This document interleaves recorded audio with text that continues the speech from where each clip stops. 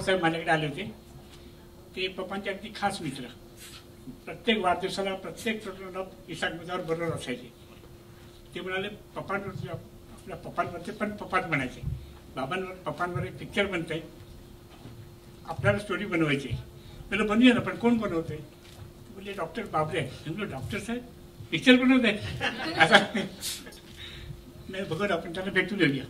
पण मी त्यांना सांगितलं की त्या पिक्चरमध्ये पप्पांच्या चांगल्या गोष्टी आहेत त्याच दाखवायच्या. बाबरे साहेबांना माझी एक विनंती होती की ज्या चांगल्या गोष्टी आहेत त्याच दाखवायच्या. कारण प्रत्येक माणसाच्या आयुष्यात काहीतरी इकडे तिकडे असतंच. हां, तर ते आम्हाला पण माहिती होतं काय इकडे तिकडे असतं ते. हां, पण ते त्यांनी दाखवायचं नाही कुठे. ते बोलले नाही, पप्पांचा जोपर्यंत सुरुवातीपासून ते अल्बेलापर्यंतचा काळ आहे तोच दाखवायचा आहे.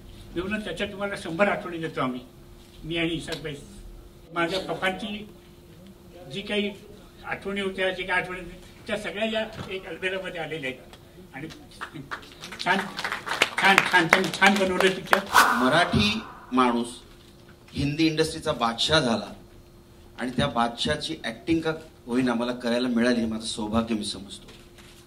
आणि हे केवळ घडलं हे किमया मोशन पिक्चर्स, शेखर सरदांडेल आणि तुमच्या समोर भगवान दादा सारख्या लिजंड माणसाचं पूर्ण व्यक्तिमत्व ज्यांच्यामुळे येतं ते मंगलमूर्ती फिल्म्स.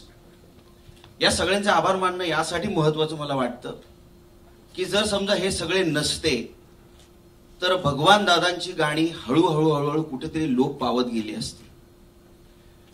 कारण भगवान दादा सारखा एक खूप मोठं व्यक्तिमत्व असलेला अभिनेता आणि त्या अभिनेत्याचं यूट्यूब किंवा बाकी ठिकाणी कुठल्याही पद्धतीचं काहीही आपल्याला बघायला मिळत नाही. फक्त अल्बेला सिनेमा सोडला तर ही फार दुर्दैवाची गोष्ट आहे.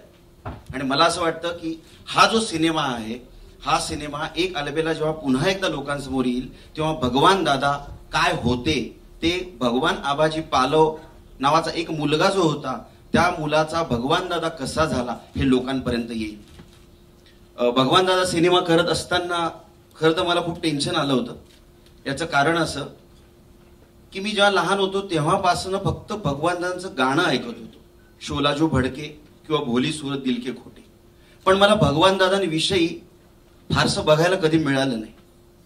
पण या एक अल्बेलाच्या निमित्ताने मला भगवान दादांविषयी अल्बेला सिनेमाच मी जवळजवळ 25 वेळा बघितला.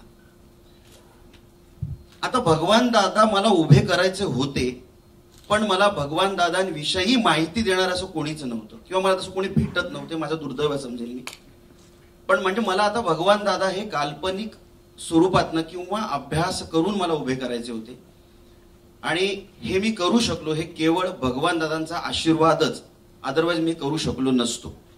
आणि याचा दुसरा एक अनुभव मला असा आला की मला माझे सगळेच मित्र किंवा आमचे जे को आर्टिस्ट ते सगळे मला नेहमी लहानपणापासून सांगायचे की तू जरा डान्स शिक, नृत्याची खूप गरज आहे, नुसतं अभिनयावर फारसं होऊ शकत नाही. आणि मी त्या गोष्टीकडे खूप दुर्लक्ष करायचो. पण जेव्हा ही 2 गाणी मला पूर्ण नृत्य आविष्कार दाखवायची जेव्हा मला संधी मिळाली तेव्हा मी खरंच सांगतो की जर भगवान दादांचा आशीर्वाद मला लाभला नसता, ते त्या दिवशी आले नसते तर त्यांच्यासारखं नृत्यही मी करू शकलो नसतो. आणि आता मला नृत्य करण्याचा कॉन्फिडन्स जो आलाय तो सुद्धा त्यांच्या आशीर्वादामुळेच. त्यामुळे भगवान दादा हे मराठी आणि हिंदी इंडस्ट्रीसाठी जेवढे मोठे आहेत तेवढेच माझ्या पुढच्या आयुष्यासाठी सुद्धा मोठेच असणार आहेत, यात वाद नाही.